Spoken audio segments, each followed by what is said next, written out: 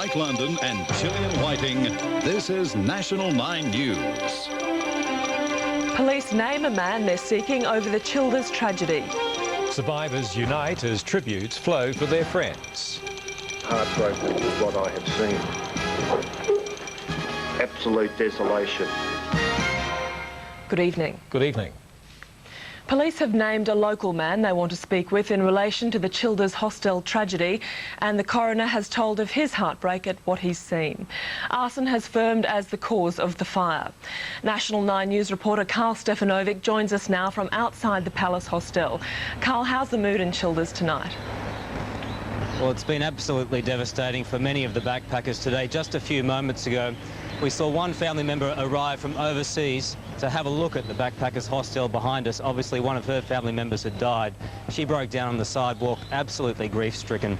One of the positives, though, has been the community support here. Locals rushed to her aid and took her back to the community centre, and that signifies a whole range of what's gone on here over the last couple of days. Another positive is that the death toll has been reduced from 18 to 15, and police are saying now that 3 Australians are in fact among the dead, 7 from the UK, 3 from Holland, and 1 each from Korea and Japan. The rumours had been around, but confirmation the fire may not have been an accident came as a shock. Police have launched a criminal investigation codenamed Operation Birch. As I said yesterday, we're treating this as we would any incident like this as very, very suspicious. This is the person that we are seeking. Detectives have named 37-year-old Robert Paul Long as a person they want to question. He's a local who until recently had been living at the hostel. He has been in the area for some time. He is an Australian by birth. And at the present time, his whereabouts are unknown. I talked to him when he was there. I mean, just like another familiar face, that sort of talk, didn't know him. For the surviving backpackers, the thought someone deliberately lit this blaze has made grieving their friends even harder. Don't stringing up, crucify him, person who did this. Our community would have great trouble coming to grips with that because we've always tried to be a friendly community, a community that works together, a community to take people in and make them part of us. Last night, surviving backpackers called home to anxious relatives.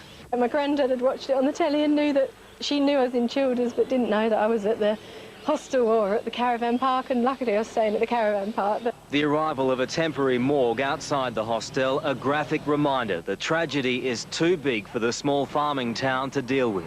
These are the rooms and corridors where some of the victims perished.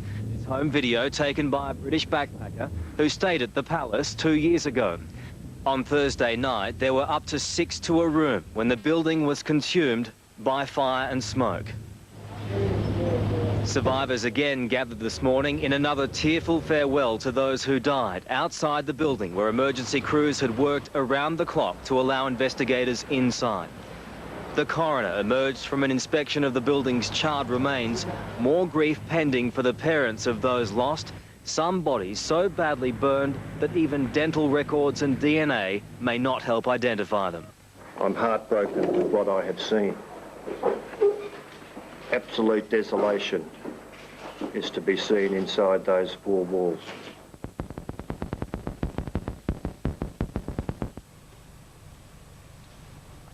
Thanks, Karl. Premier Beattie has declared Monday an official state day of mourning for those who lost their lives in Childers. Flags will be flown at half-mast on all government buildings. The enormity of the sorrow for those left behind came to the surface today as the survivors clung to each other for comfort. The pain on their young faces all too evident, the depth of the tragedy has finally sunk in for these survivors. They've escaped with their lives but left friends behind. This morning they said goodbye, laying flowers at a temporary shrine. Supporting the backpackers every step of the way are the Childers locals. They too are grieving, but many people showed up at the community hall early asking how they could help. Most people, if they sit down and talk, will start to get the tears in their eyes. Others put together parcels of clothing and food, delivering them personally with messages of strength and hope. We're not personally involved with the backpackers a lot, but it still hurts. and it's a very close community. Yeah, it has affected us greatly. Federal government officials arrived too, ready to replace the documentation everyone lost in the fire. Later, the backpackers boarded a bus to nearby Bundaberg to be fitted for free clothing as more food supplies flooded in. Of the 18 victims, it's been confirmed 3 were Dutch. A consulate official arrived to pay his respects and express his country's sorrow. Shocking, of course. You don't like to lose a friend of a dear relative, you know, of a son or a daughter. A Dutch couple from Bundaberg drove to Childers to confirm their worst fears. 2 Dutch backpackers they befriended just last week are thought to have died in the blaze. I wish by God that it was not. Because, honest, they were such lovely boys. And still the loss of so many more from all over the world is incomprehensible. The Premier has chosen Monday as a state day of mourning.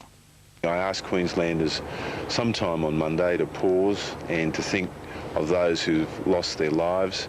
With more officials on the way to help survivors find their way home, the people of Childers are bracing themselves for further heartache when the first families arrive here to mourn. A series of church services is planned for the morning, and there'll be a dedicated memorial service to be attended by the Governor-General tomorrow night. For the time being, there's no end in sight to the national despair, the town's sadness summed up by handwritten words on one of many floral tributes. You touched our lives in a small but never forgotten way. It's simply signed, the people of Childers. I don't think we'll ever get over it.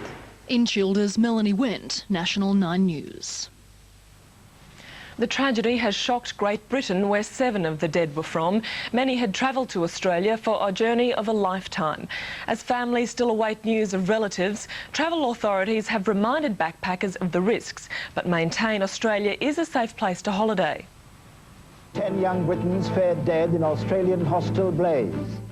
This was how the UK heard of the tragedy. News from half a world away that shocked a nation. Police have spent the day struggling to identify the victims. For Paul and Susan O'Brien, enormous relief. Son Keith returned to the hostel after celebrating his 22nd birthday. He, at least, was safe. So it was terrifying. The flames were licking the walls, the heat was unbearable, but he kept his head. His story was one of heroism, saving a fellow backpacker, squeezing her through a barred window.